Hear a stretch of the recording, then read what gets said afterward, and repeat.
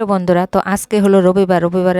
রবিবার প্রত্যেক সপ্তাহে আমরা এদিকে কারেন্টের লাইন কাটে। তো আজকেও লাইন কাটছে। এই লেগা ৪-৫ ঘন্টার লেগা বাগানের ফ্যাক্টরিতে অফিস বন্ধ রাখছে। তো ১২টা-১টার থেকে আবার চালু হইব। তো তোমাদের দাদাভাই আর অঙ্কুশে মিল্লা এই বেড়াটি ঠিক করাইতেছে। টিনটি খুললা পড়তাছে। তো একটা বাঁশ কিনে আনছে, তো এটি টিনটি লাগাইতাছে। আর আজকে খুব এক্সাইটমেন্ট, কারণ আমরা এদিকে বাজারের মধ্যে যদি মাছ মাংস তো রাত্রেবেলায় আনন লাগে আর কি। তো আজকে দিনের বেলা মানে সকালবেলা আমি মাংস রান্না করবো, আর কালকে রাত্রে একটু মাংস আনছিল, চিকেন মানে পোলট্রির মাংস। তো এটা আমি ফ্রিজের মধ্যে ধুইয়া টিয়া রেখে দিছি। তো সকালবেলা আমি ইফাকে তারা কাজ করতেছে আর আমি ইফাকে রান্না বসাই দিছি।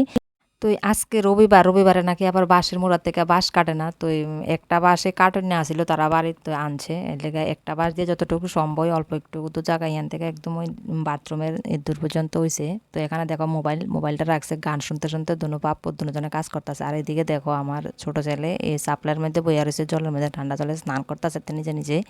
আর এদিকে রাবারের কষ্টিও মোটামুটি তুলনের সময় হয়ে গেছে, এখন মোটামুটি 9টা সাড়ে 9টার মতো বাজে। আর আমি আজকে সকালবেলা ভাতটা না বসে আগে মাংসটা রান্না করে লেতাছি। মাংসটা রান্না করে তারপরে ভাত বসামো, যেহেতু সকালে জল ভাত খাইয়ে নেবো। মাংস দিয়ে জল ভাত আছে অনেকগুলা। আর ধুইয়া টুইয়া রাখা দিছি, যেহেতু সকালবেলা মাংসটা রান্না করতে বেশিক্ষণ সময় লাগছে না। মশলাপাতি রেডি করে মিক্সারে করে লাইছি 8টার আগে। তো কারেন্ট তো কাটছে 8:30-9টার মধ্যে লাইন কাটতে দিছে। তো এই মিক্সারে ইয়া করে মশলাটি পেস্ট করে মাংসটা বসে দিছি। তারপর মাংসটা হইতে হইতে আর সকালবেলা তোমার দাদাভাই করছিল রুটি।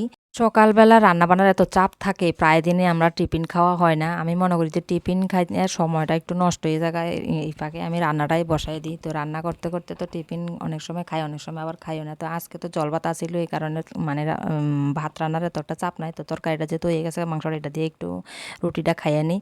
আর কপালে যাই হোক অনেকদিন পরে একটু মাংস রুটি জুটছে দিনের বেলা। তো আমরা অনেকেই মাংস থাকেই না। তো আজকে ভিডিওটা এখানে শেষ করছি।